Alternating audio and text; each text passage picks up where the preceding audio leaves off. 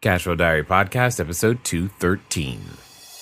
Welcome to yet another exciting episode of the CashFlow Diary Podcast, the podcast that teaches you insider tips, tactics, and strategies for creating leverage streams of cash flow into your life. Learn from top-performing entrepreneurs, business owners, investors, and thought leaders from across the globe as they share their secrets to success. Like what you learn on this and other CashFlow Diary podcast episodes? Go to learninvestingnow.com and sign up to receive powerful tips and information that will help you succeed as an entrepreneur and investor. Now, here's your host, investor, entrepreneur, business owner, educator, speaker, author, and master facilitator of Robert Kiyosaki's cash flow game, Jay Massey.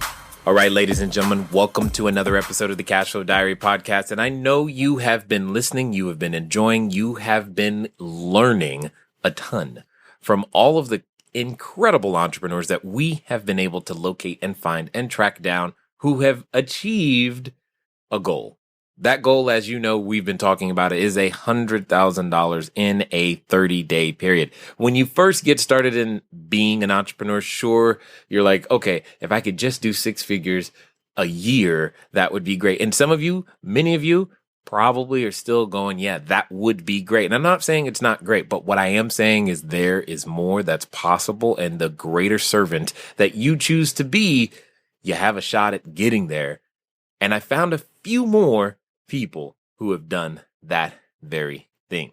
Today's guest is none other than Kevin Kruse, and you are going to enjoy everything that you hear. In fact, I'm going to make a blanket statement that you're going to, if you are on a treadmill right now, if you're washing dishes, if you are chasing after your kid at the park, you're going to wish you had a notepad and paper, because you got to understand, not only has Kevin done the $100,000 in a month thing, he's also added a zero to that in that same 30-day period. What does that mean?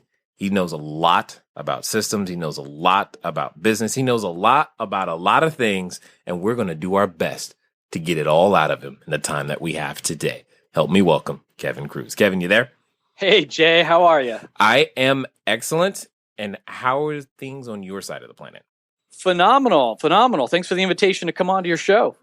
Thanks for being willing to share the information that makes it all work. So in this particular series, what I would love for you to do is that give us an understanding of your journey. By that, I mean, typically, I tend to look at entrepreneurs as a lot like superheroes, to be honest. And that simply means they have an origin story. Before you were doing, millions of dollars a month or even 100,000, you were you. And then I want to really understand some of those secrets that you know, and that we know that you know, and that we're waiting for you to tell us so that then we can know how to go out there and make it happen too.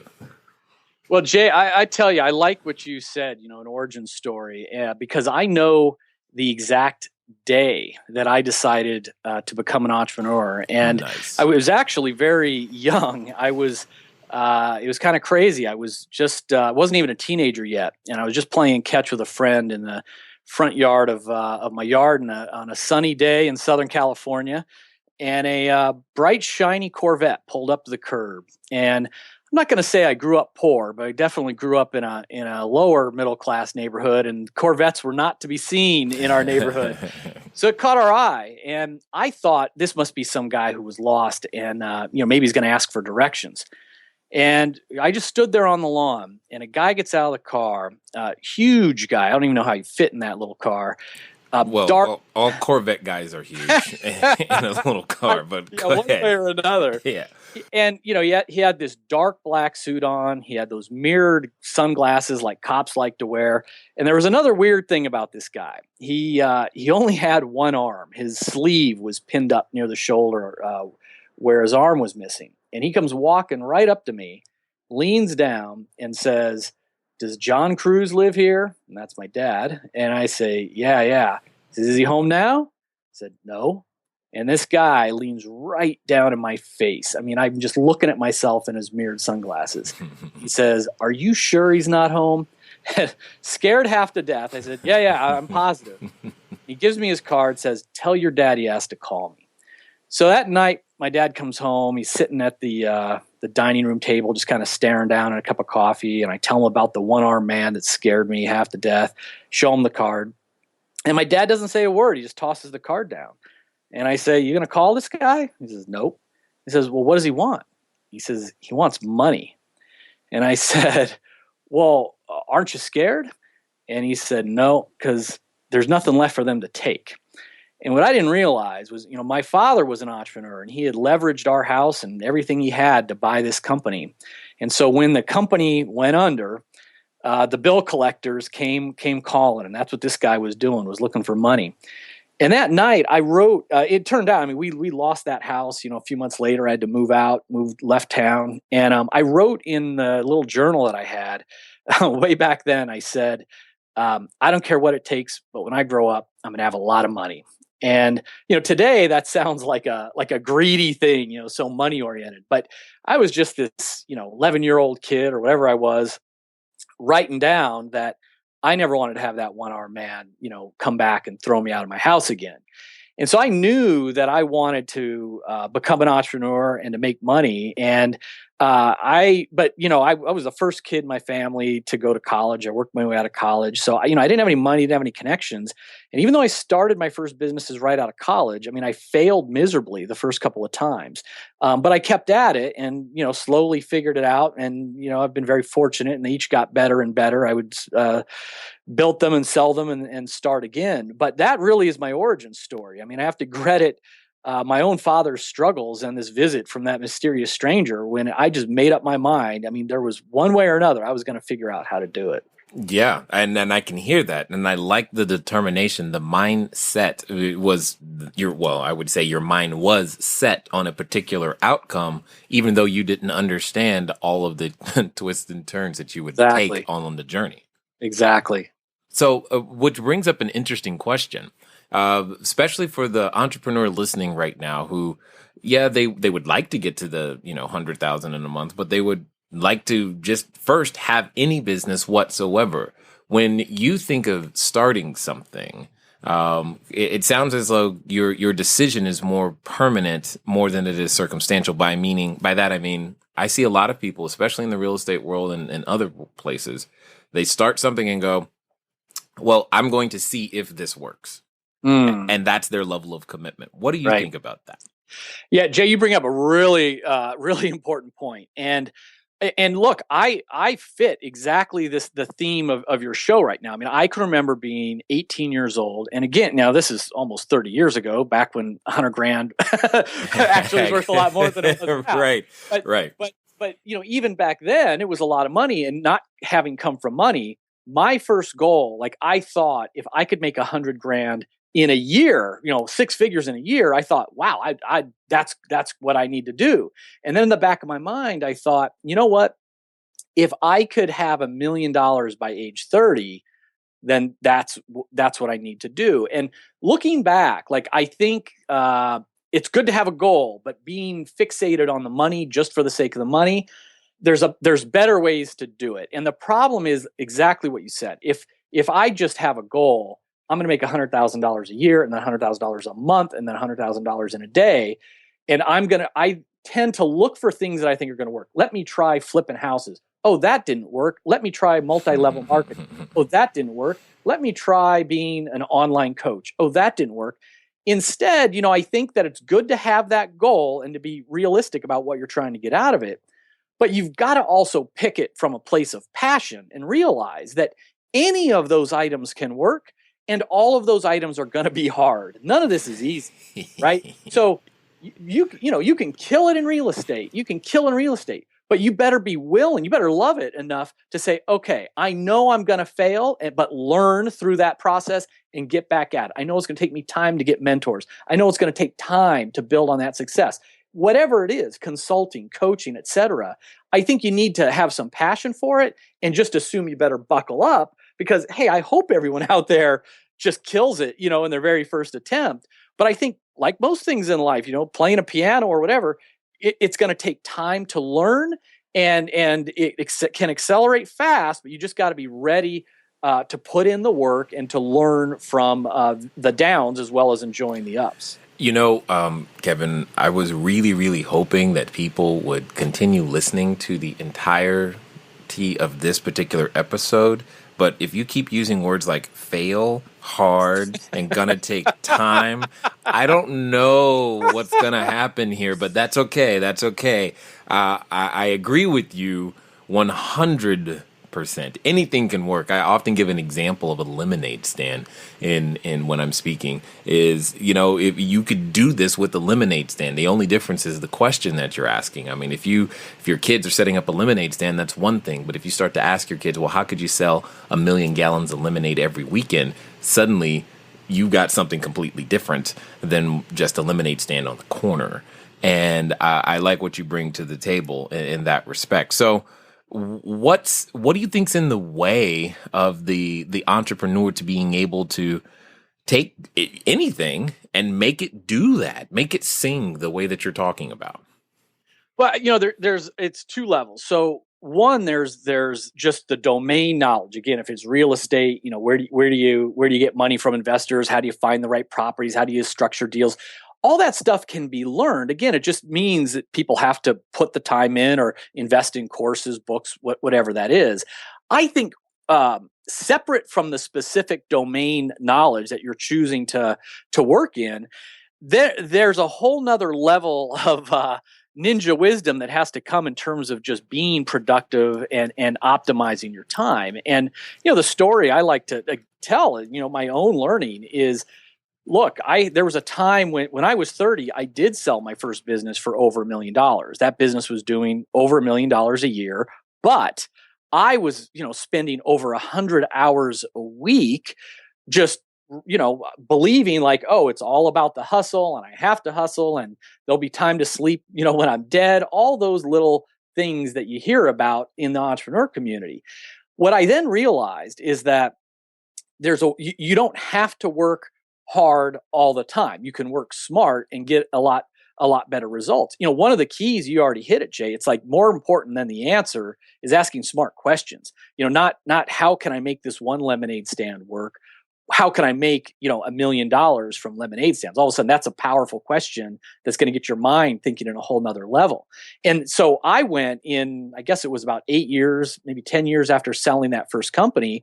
So I was doing $1 million a year, working 100 hours a week, really over 100 hours, to doing 12 million a year, $1 million every month. And I was working less than a 40-hour work week. Same person, same industry, same everything. But I had just figured out certain habits, rituals, leverage points. And I realized, it isn't about skipping meals and going without sleep and hustling 100 hours every single week. There's a way to win by still being present, balanced, and mindful. And because if you get to that place I was when I was young and dumb in my 20s, how creative could I have been thinking? How strategic could I have been? What were my relationships like, whether as a leader and a boss or whether, looking for an investor? I was so frazzled and tired all the time. What was I like to be around? So there's a smarter way to do things. And I think people do need to learn not just the domain knowledge, but like how to live a life of achievement and success and balance, no matter what domain you decide to work in. Yes, agreed 100%. The other day I did what I call the responsibility chart. I just mind mapped it out, and then I made it into a little PDF. I posted it inside one of our online communities, and just to show them the number of things that are under my purview, but how much of it I actually don't do on a day-to-day basis. And everybody was like, their brain exploded. So I want to hear from you. You've had the opportunity to interview billionaires, Olympic athletes, even Mark Cuban, etc. I'm going to take a stab and say that there's something around how they approach a day and time management that we could all benefit from to get more results out of that same 24-hour period. Yeah, thanks, Jay. Because that's when I sold the last business. I decided to spend a little more time with another one of my passions, which is writing. And the new book is all about this. How can you achieve extreme productivity without feeling so overworked and overwhelmed? And I didn't want it to be just based on, my own experience. I think I have some things to share. But exactly as you said, I got over 200 billionaires, self-made millionaires, entrepreneurs to tell me, what I always just asked an open-ended question because I didn't want to guide them. And I just said, give me your number one secret to extreme productivity, or what would be your advice to a fellow entrepreneur when it comes to time management?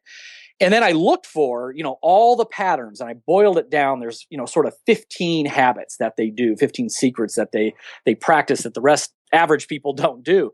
And the basic one is about the schedule. Just to your point, I mean, ultra productive people, most self-made millionaires, they don't actually have a to-do list. And this gets me in a lot of trouble because people are so attached to their to-do list. I'm not. I will let it go yesterday. Good. And a to-do list, that's technology from over 100 years ago when everybody had a lot more hours in the day and more people to work on things. Ultra productive people, they work from a calendar, not a to-do list. So they know exactly what their most important task is, their MIT each day. They schedule a block, usually in the morning, to work on it for 1 to 2 hours. And then anything else that's important to them, they put on their calendar. So, hey, if it's if one of my values is my marriage, my relationship, I will literally time block that recurring date night, once or two nights a week on my calendar. I'm going to time block a year in advance, a 2-week vacation with my family. I'm not going to wait until it's summer and say, geez, I don't have any time. Look what happened. Look, and this was really surprising to me, even down to email. I mean, ultra productive people, they told me time and again, their email is closed. They schedule times to process their email so that they're not constantly reacting to that little ding or that little message that pops up, next to them. So it's really, that's the fundamental lesson was throw out the to-do list and anything you want done, put it on your calendar, usually in 15-minute blocks. That's how most of these people are carving up their day. Love it a lot. I mean, at the end of the day, I don't think one of the things I learned when I was a financial planner for a while is you don't realize one, you have all the money you need to get to where you want to go. You just don't even know how much you really have because you've stopped tracking. And once I've always asked a person, track where your money goes, they always did better. So, yeah. And you're saying the same thing with our most precious resource, time.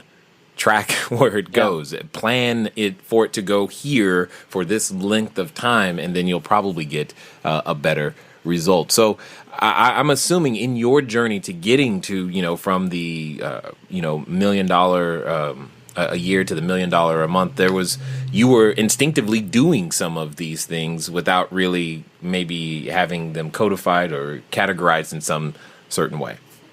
Well, yeah, and when when I was young and dumb, I wasn't doing very many of them, and it was life from the to-do list and skipping meals and sleep and everything else.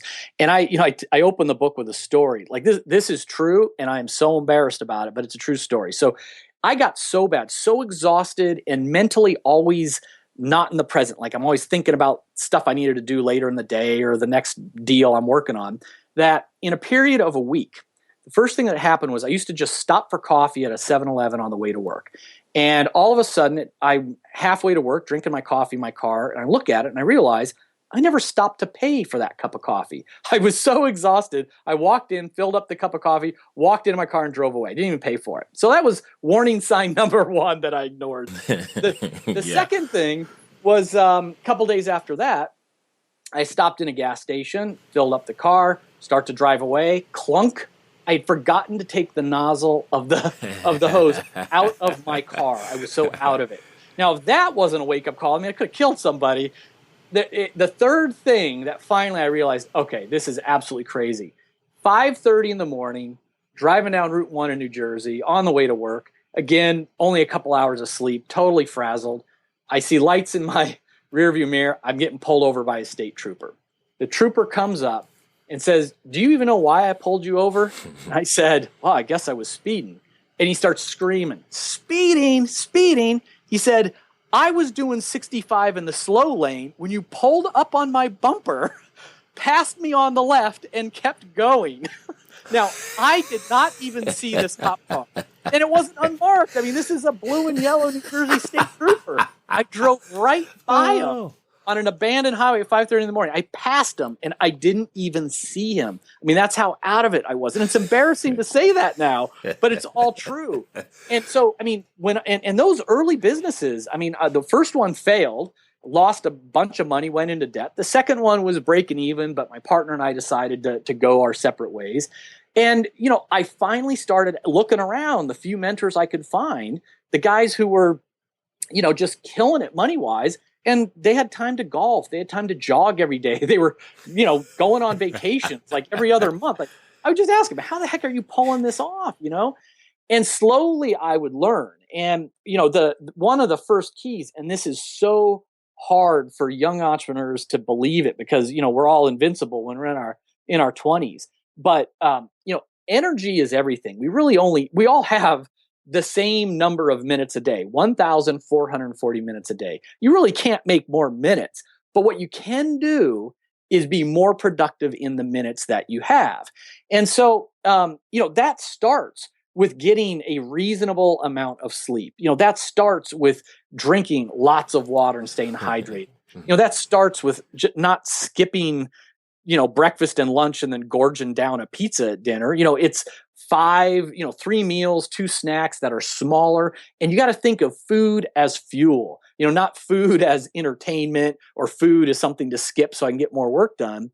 Food is fuel. And, these are fundamentals that to the 20-something-year-olds who are pulling all-nighters are like, yeah, sure, old man, but it sneaks up on you fast. And what I found is as I started to take care of myself physically, all of a sudden I was getting more productive.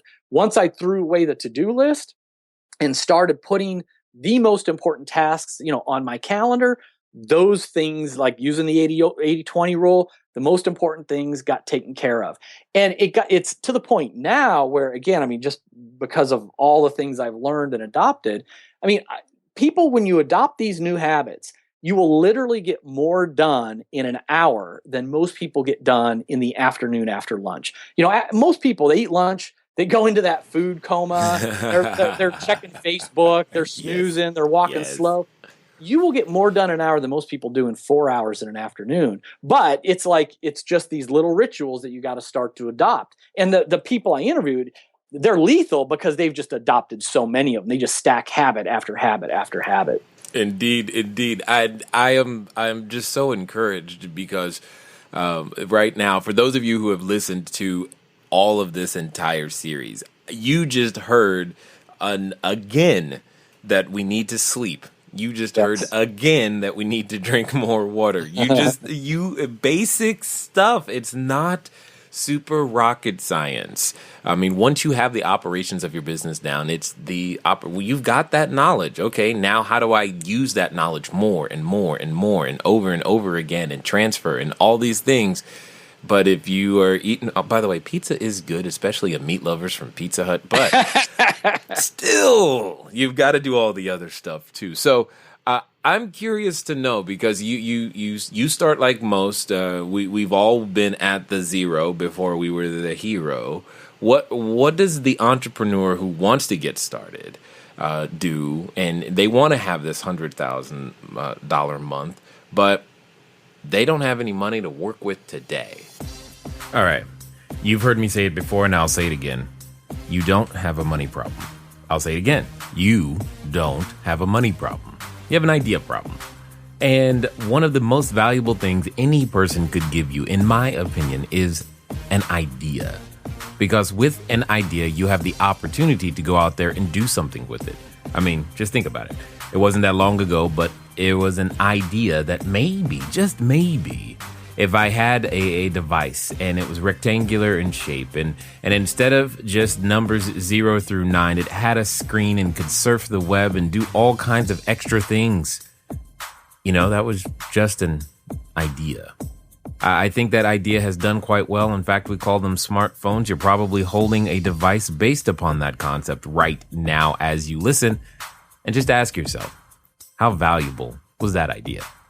The pencil, the car, the telephone, the house, the construction methods that are used in your country, everything that you will see today was an idea.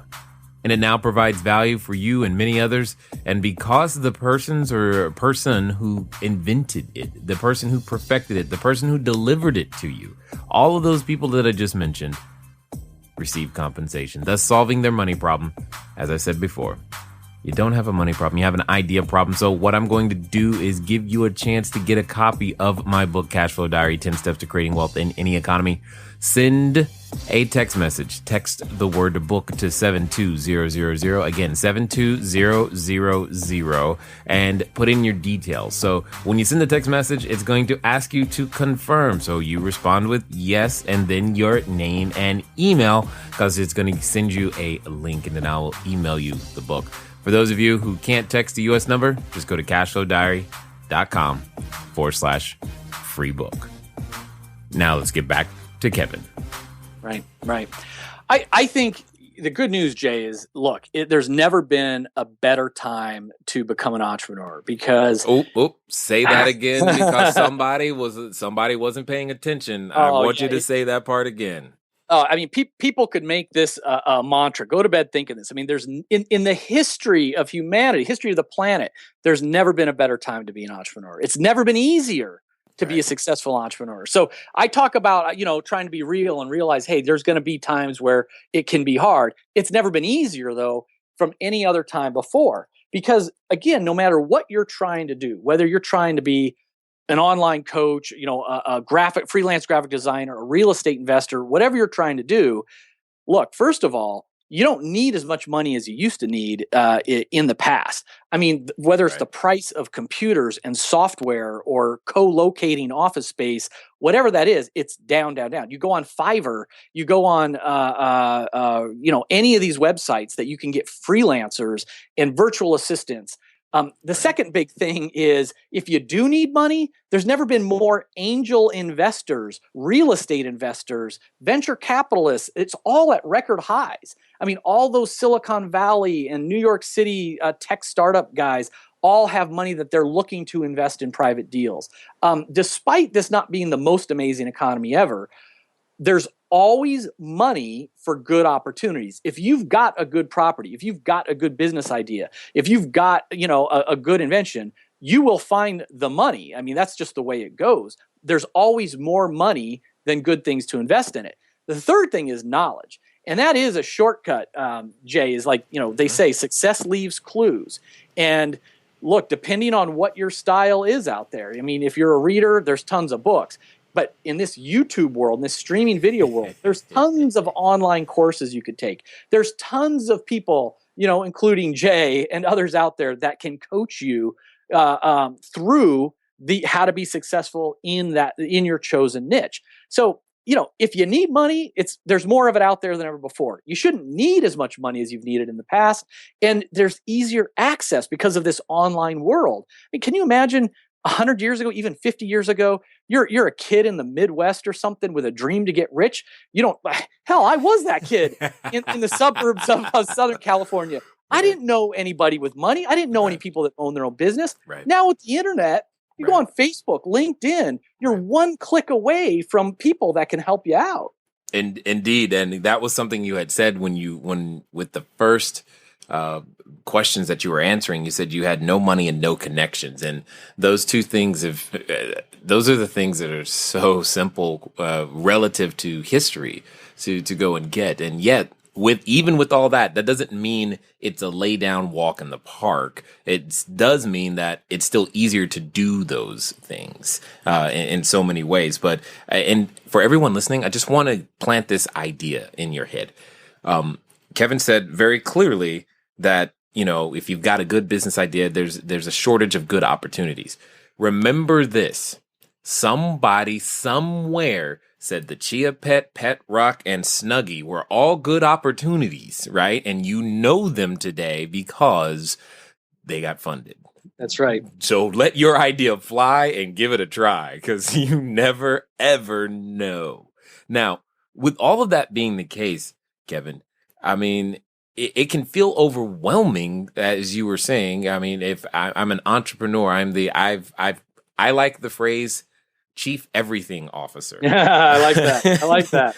Because that's what we're trying to do. So what are some of the things, I mean, either in your book or things that you've done that have helped individuals, or it can help an entrepreneur today go, all right, I don't want to end up down that rabbit hole Kevin talked about. I want to build something, but this is how I should attack things in order to be able to handle all of my responsibilities. Yeah, I've never heard that chief everything officer, and I love that that phrase for the CEO. And so, Jay, you're right. Like, again, an entrepreneur, especially this day and age, it's simple, but we often are our own worst enemy because we try to do it all ourselves or control it all ourselves. Here's a couple more things from the research. So, for example, I interviewed 7 billionaires, including Mark Cuban, and I remember it's an open-ended question. Come on, billionaires, give me your secret to productivity. Right. 3 of the 7, their answer had to do with meetings, meaning the evil of too many meetings. Mark Cuban literally said, never take meetings unless someone is writing a check, which is a typical, kind of a snarky Mark Cuban line. But what he's getting at, and I'm sure he doesn't mean like a one-on-one conversation with someone in his own company, but we will get meeting requests to death. Hey, let's have a cup of coffee and brainstorm. Hey, yep. Let's get together and explore. Right. Time is the most valuable asset, just like you said, Jay. So you need to stay out of those meetings, and realize, look, if 5 people are in that 1 hour meeting, that's not a 1 hour meeting, that's a 5 hour meeting. And think about not just the salaries in that room that are getting eaten up, but the opportunity cost. A salesperson that's in a meeting, that's 50 cold calls that aren't getting made, right? So it's always about opportunity cost. Dustin Moskovitz, who was the co-founder of Facebook, and his new company is a company called Asana, software company. Oh, okay. Yeah, project management, team management software. We use them. Oh, cool. Yeah, so Dustin said they've got what they call no meeting Wednesdays. At 1 day a week, they reserve, you make stuff, you're creative, you get stuff done, but you're staying out of meetings. No meeting Wednesdays. And then one of the co-founders of Airbnb, Nate Blacharczyk, he said, I try to reserve the morning for doing real work, what he calls real work. Right. It's harder to get focused after being bombarded by meetings. Yep. And that was another theme. It was like, listen, mentally we're strongest in the morning, generally about an hour to 2 hours after we wake up. And you don't want to waste those hours on, clicking through your emails or posting up on Facebook or filling out, some forms. You want to pick your most important tasks, usually the thing that's going to make you revenue, and do those in your mornings, uninterrupted. And then if you have to take meetings, if you have to do email, if you have to fill out an expense report or whatever the heck, you do that in the afternoon when already you're starting to slow down a little bit mentally. So that whole avoiding meetings, I didn't think that was going to come up as like a tip, but 3 of the 7 billionaires, that was one of their things. And another thing that surprised me, open-ended question, a lot of people came back and said they changed their lives when they changed their mornings. And it seems unrelated, but they said what you do in your first 60 minutes will then predict how productive you'll be the next 10 hours. And so most of these people are waking up very early. A lot of times it's 5:30, 6 o'clock. And that first hour, they're not opening email. They're not checking Facebook. They're getting into a routine of pounding down some water, doing some reading, whether it's, a spiritual reading or motivational or reviewing their goals, putting some healthy stuff in their brain. Light workouts, not saying you got to hit the gym for an hour, whether for some people that's yoga, for others it's a walk around the neighborhood, but something to get the blood running. And don't skip breakfast. Do a green shake or a protein shake or no pizza for breakfast. I love my pizza, but that's for the weekends. Yeah, okay, got it. Monday to Friday, I eat for productivity. Saturday and Sunday, I eat for fun. Got it. Eat and drink for fun. I'll be honest about that. Got it. So that was another surprise the meetings was the one thing that was like, wow, I didn't know so many people were like focused on how to stay out and control meetings. Run, no. Yeah, run, say no, say I'm not here. And then the other thing was another big thing, a big surprise was, to really preserve that first hour to set you up physically and mentally to like get ready for the race. All right, this is my pre-game ritual, get my head in the game, get my body warmed up. Boom, now I'm charging out onto the field. And for that next 6, 8, 10 hours, it's game day and I'm going to be fully in it. Yes, and I agree with you, but I'm going to play devil's advocate for the person that is screaming right now, wishing they could ask this question. All right, I'm going to say that this is a husband, this is a mother or single mom or single parent of some kind. They have a job and they're like, okay, I'm already up late, and now you want me to get up at 5. That, by the way, just for those of you in your 20s, that doesn't mean just stay up till 5 and you've done the same thing. That's not what we're talking about here. How does one extricate themselves if they've got all these prior commitments? I mean, I know in your book there's something there was a Harvard experiment related to saving time on a weekly basis, but how do I do this? Because like you said, I'm limited. There's only 24 hours. Yeah, exactly. So, Jay, great question. And the category you talked about, I mean, that is the toughest one. When you're a parent with young kids in the house, you ought by definition have more of your time already taken up, by taking care of the kids. Now, I'm a single dad with 3 kids. Got one in 6th grade and 2 in high school, 2 girls in high school. Mm-hmm. I appreciate everybody's pity. So. I feel some of that. Well, you said girls. I have 3 girls, 1 boy, 1 girl in college, and the others are just barely in elementary school. So I feel you a little bit. I'm amazed I got talked into the 3rd. I'm really amazed you got talked into a 4th. What's going on, Jay? Long story, no comment. We love our kids. I always say the kids. This is true. They're the best thing in our life, but they're also the hardest thing in our life. And so, with parents, now look, if you've got babies, that's a whole nother world of hurt because you're getting up in the middle of the night and all the rest.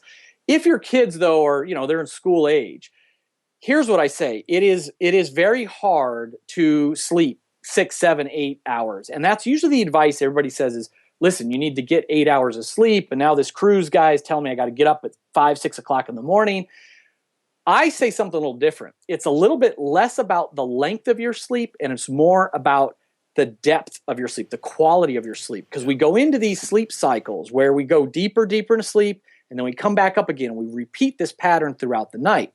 And what happens is, a lot of people, even if you're sleeping 6 or 7 hours, you're waking up exhausted and you're mentally not there because you never reach the deepest levels of restorative sleep. It could be because we were drinking coffee or booze at night, and these chemicals keep us from reaching that deep levels. It could be because there's lights on or noise or our, significant others bouncing, coming to bed and waking us up. So instead of trying to think about, all right, I'm supposed to get up at 6 and that means I'm supposed to go to bed at 10, that's never going to happen.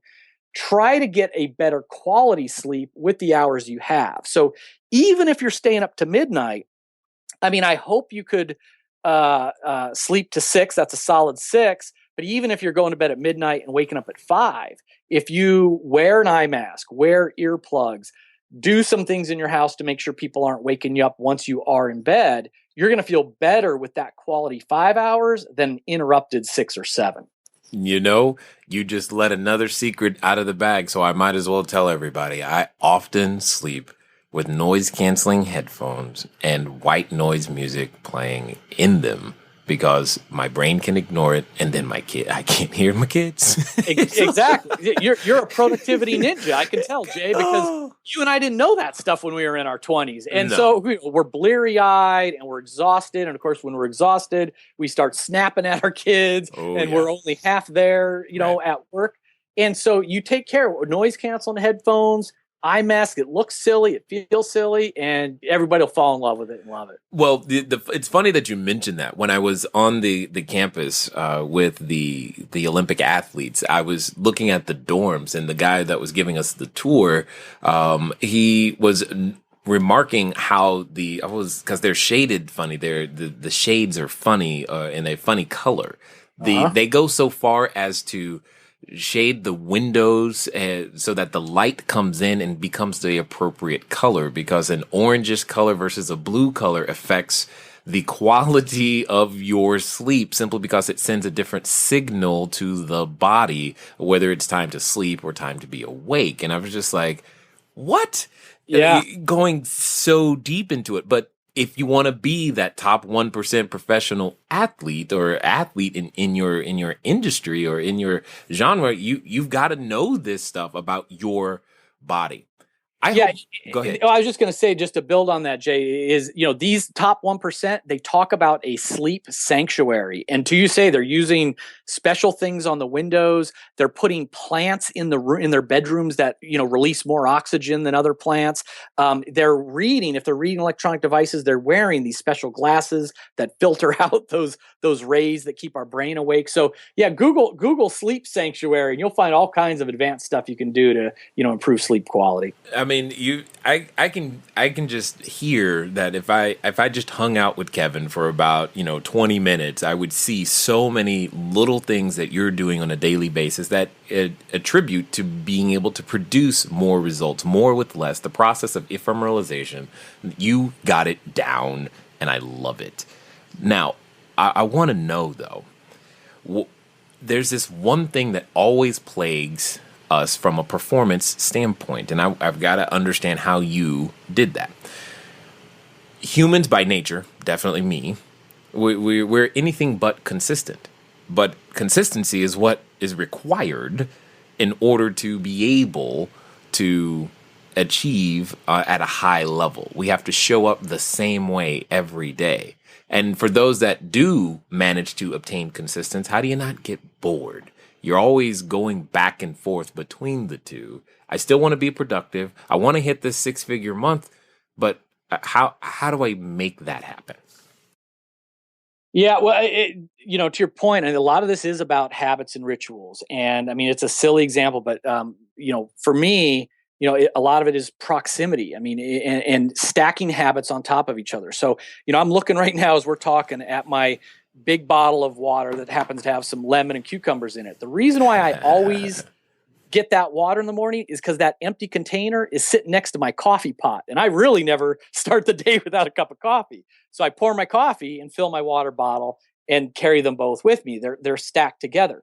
I know when I sit down at my computer, the first window that pops up is my calendar. And every single day on that calendar is 2 hours of MIT time, most important task. So there's just certain rituals you adopt. But Jay, to me, it doesn't get boring. Like, you can, as you scale up, you're gonna hit the $1,000 per month of side income or passive income, and then that 5,000, and then that 10,000, and then eventually that $1 million a month.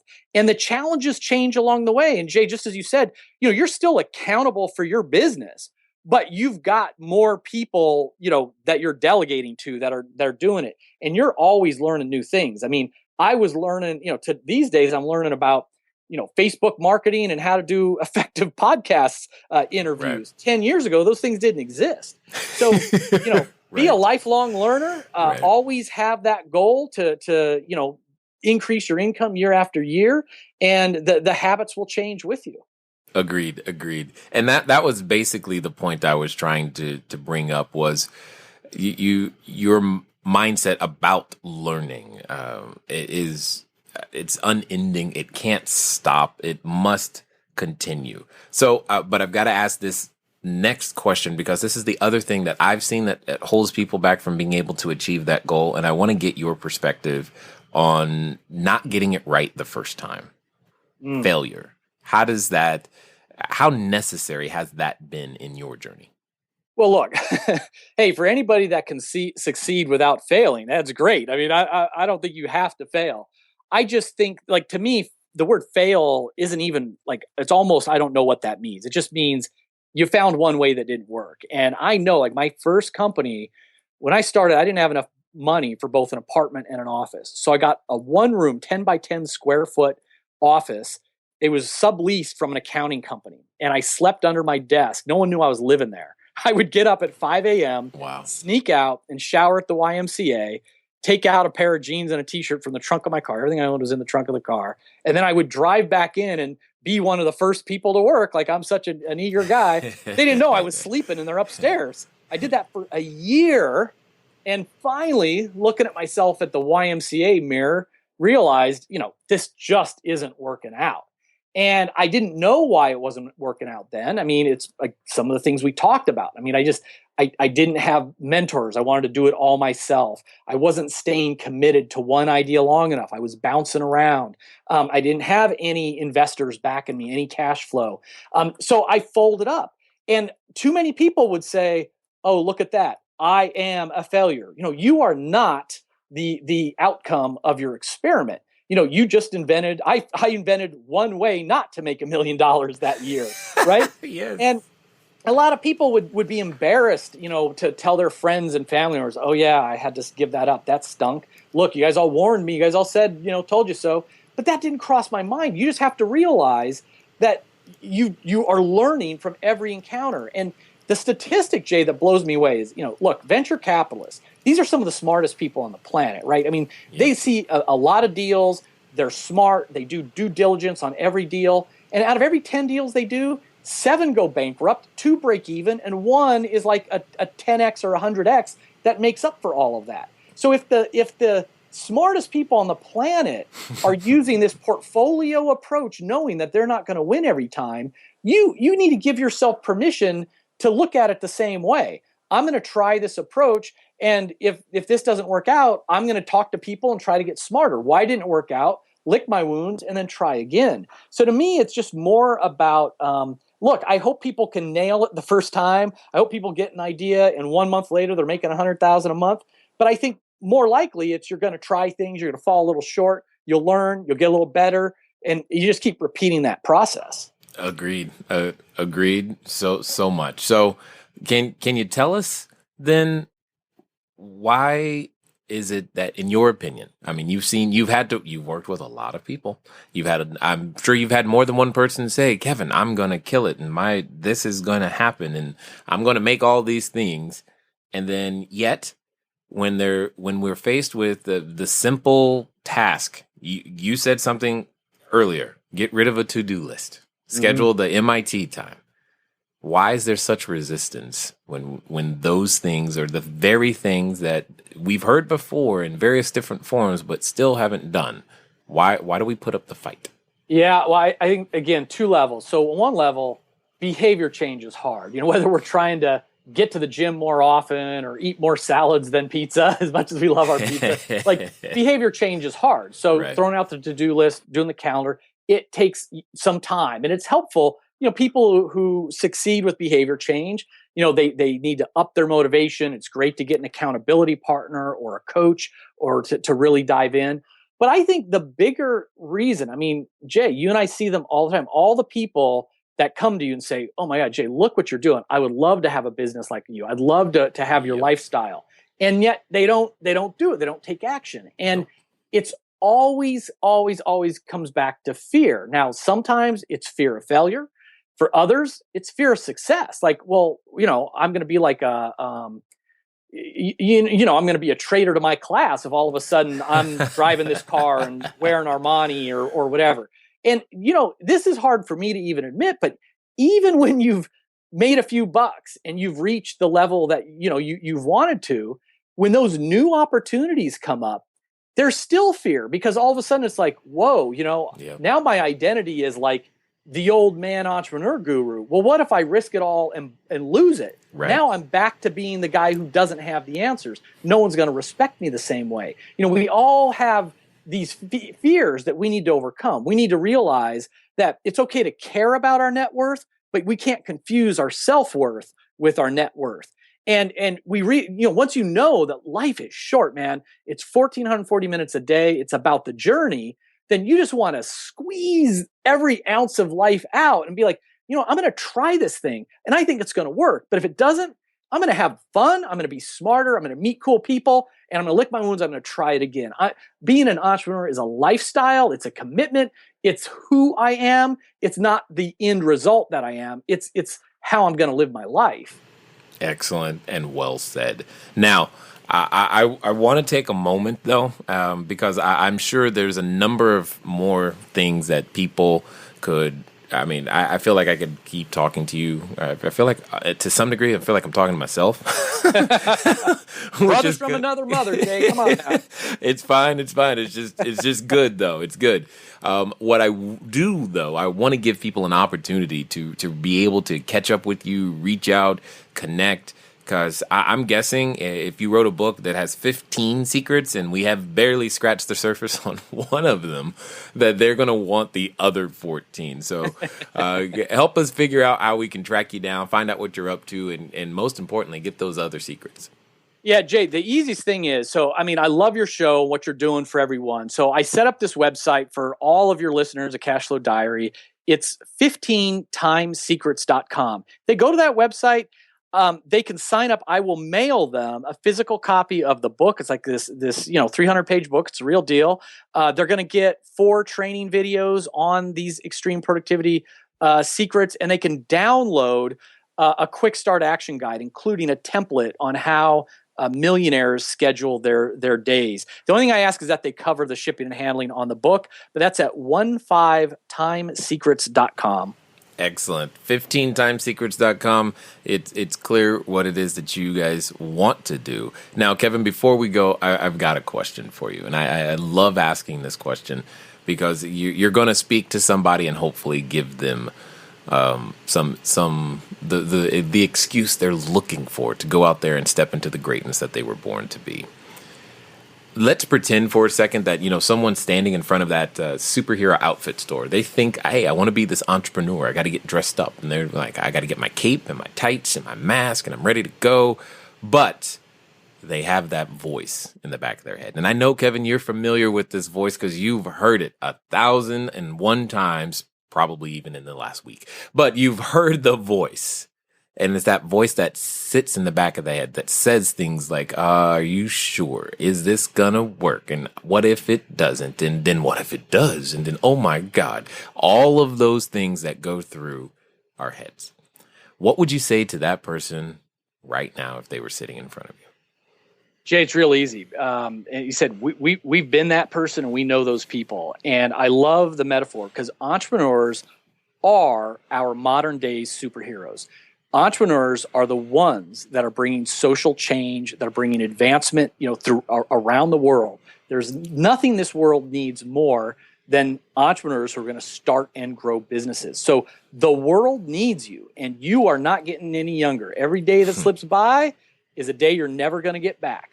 And it isn't about guaranteed quick results.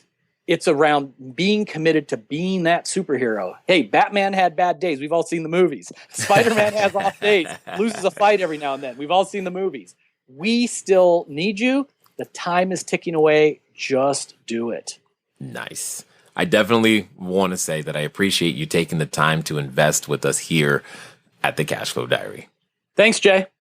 All right, ladies and gentlemen, you know what time it is. It's time for you to move at the speed of instruction. What does that mean today? That means 15timesecrets.com. That's 15timesecrets.com. Go over there. You got to just pay the shipping.